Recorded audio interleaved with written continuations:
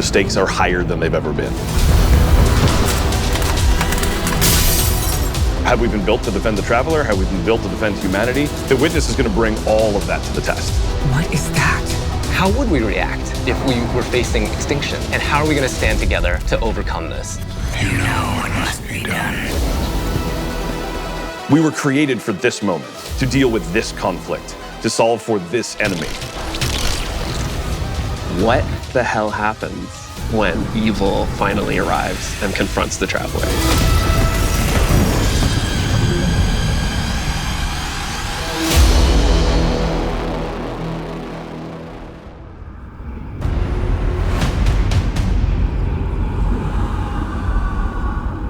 The Traveler is threatened. The Witness is here. Callus's forces are here as well. The Pyramid fleet is here. Big shit is going down. Lightfall should feel like you have stepped into the middle of an active war. One of the values that we really wanted to push was making sure that you felt like the tip of the spear. You were the one who was initiating the action. You were the one who was taking control. You were the one who was attacking things.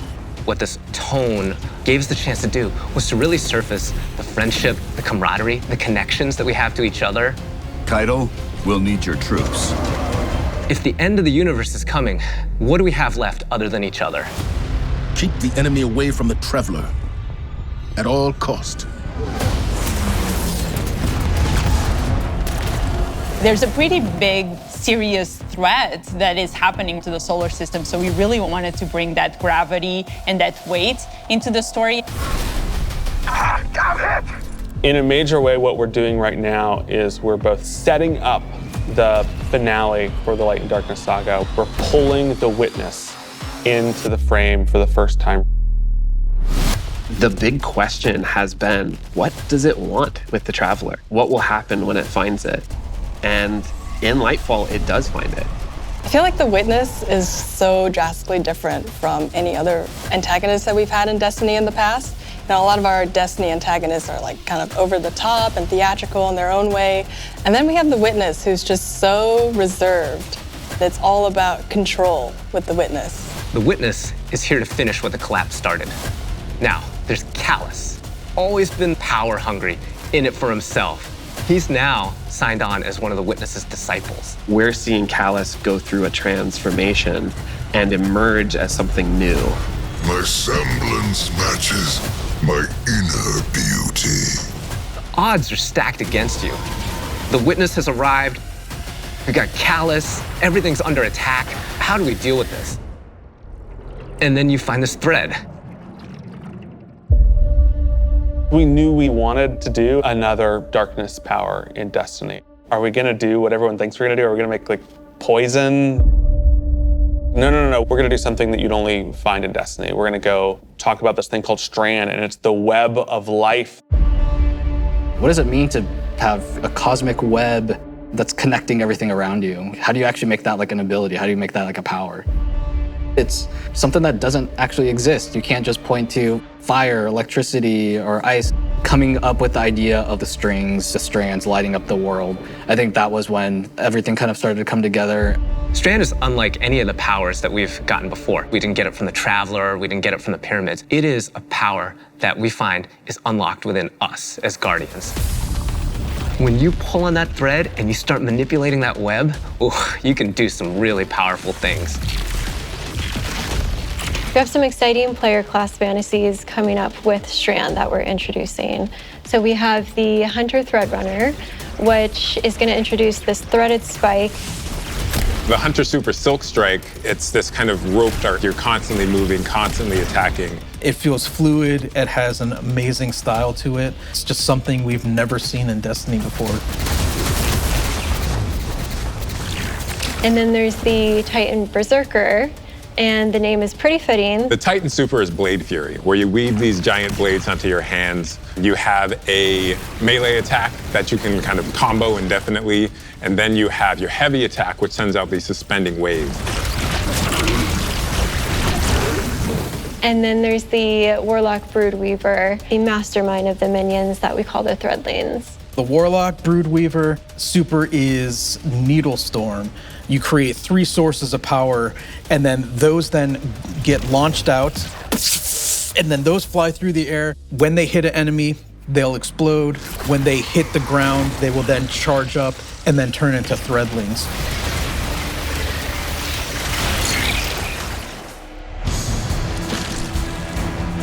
All the classes will have access to a grappling hook. When you select that, that takes up your grenade slot. It was a hard challenge because, like, how can you make this idea of swinging through the world equivalent to a grenade?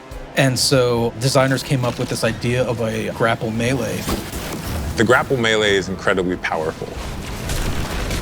I grapple onto an enemy, which stuns them for a second.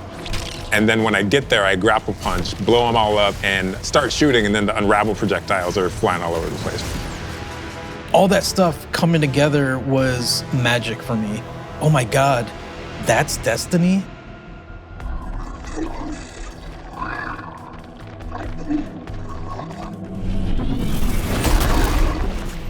Neomuna has existed for hundreds of years. It branched off from Earth during our collapse and shut off any communication. So they've been secretly existing on Neptune for a very long time and keeping themselves safe.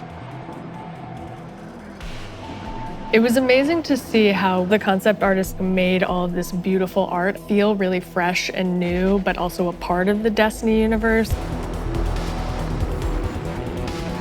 When you think about how to design Neomuna, like what's the architecture like? We're thinking of a lot of aerodynamic things, fins and sailboats. That informs us sort of the architectural form language that kind of looks unlike anything we've ever seen before. The high winds, strong pressure. We have that beach area where we show the sand is made out of diamonds. The whole terrain is following up into the beginning of the city. The color, the graphic design, the vibrancy, and yeah, there's some mysteries in there. The cool thing about Neomuna is that it's like this big neon-soaked city, but it has quite a spectrum of different environments. I think my favorite absolutely is the Thrillodrome. It is an arcade lost sector, and I think we can relate to spending our days in a sticky arcade playing games with our buddies. I'm also so excited for people to see the puka pond with all of the pukas that have been like such a mystery since Beyond Light. And then on the other side of the city is Callus's ship. The Typhon Imperator has landed square in Ahimsa Park. You see that the city is indeed kind of in shambles in parts. There's smoke, there's explosions in the air, and I just go back to the teamwork of everybody getting into a room and thinking like, what can we do to make this feel high octane, very explosive, and familiar? This is a city that needs the Guardians' help and needs their protection, and Callus is gonna do his level best to destroy it, and we're not gonna let them, and neither are the Cloud Striders. There's a lot new about Lightfall. We have this new location, and it has these new personalities that come along with it. They're defenders of this city, and they have new perspectives that we really haven't seen in characters in Destiny, and that's taking the form of the Cloud Striders, Nimbus and Rohan. I understand what's at stake, Lightbearer. Far better than you. Rohan is the grizzled old veteran who's too old for this shit. And Nimbus is the young rookie. Nimbus is learning on the job. Nimbus was definitely a favorite of ours to animate. They're so boisterous and fun-loving and a little smug, but super confident in their abilities. The Cloud Striders, bottom line, are cool. Nimbus, on your stakes!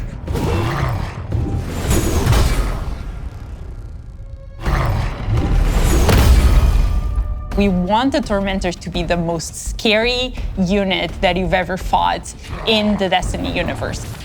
Holy crap, this combatant is very powerful. It means business. It's incredibly intimidating. This thing wields a massive scythe, has command over all this void energy. The Tormentor can like grab you, and that's something we'd never really done before with the boss. Throws out the scythe, has the player in his hands. And in those moments for Dark Harvest, we actually do things with audio to make it feel even more intimate, where we duck out all the background sound. So you really have this intimate moment with this terrifying creature grabbing you.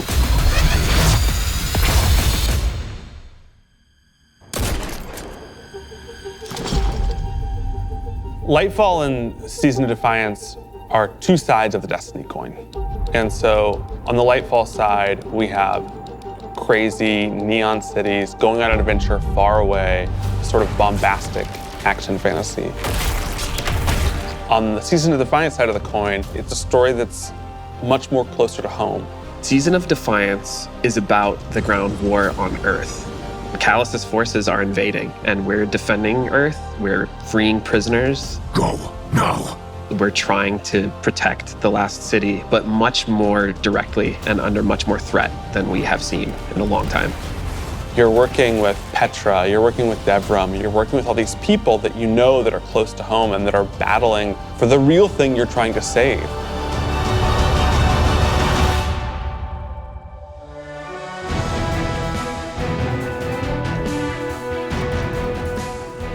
We have a lot of weapons and armor for players to earn, and I'm super excited to see what you've been working on. We have a couple of Strand exotics. The Warlocks are getting what's called Swarmers. They're these boots that will, on Tangled Destruction, create new threadlings at that location. Now they can either shoot it, or they can pick up a tangle and throw a tangle, and then that will also create threadlings. The Hunters are getting this helmet that will help them grapple through the air. As you grapple, you gain this new ability called Woven Mail, and it's reducing the incoming damage except for headshots. The Titans get boots that will augment an aspect that they have. The aspect itself will just send out a wave that will suspend enemies in front of their barricade after casting it, but the boots will split it up into 3 waves. Whenever they spend an enemy with these boots on, they also gain Woven Mail. So pushing the front line further and further by being tanky. I have been caught by those boots a couple times in our playtest.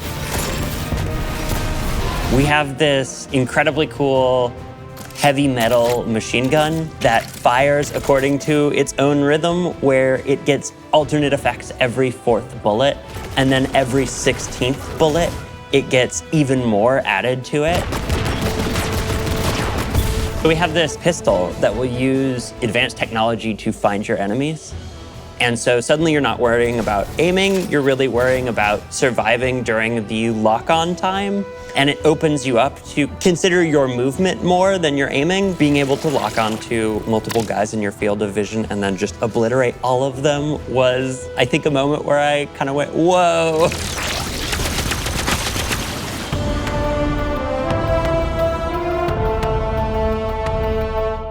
We're introducing a ton of new features that are designed to make sure that the player experiences are as good as they can be. I think one of the things we're most excited about are loadouts and what we're calling build crafting 2.0, which is the system of both, hey, let's make it more understandable to how you make a build, and then let's allow you to save that build and quickly swap between them.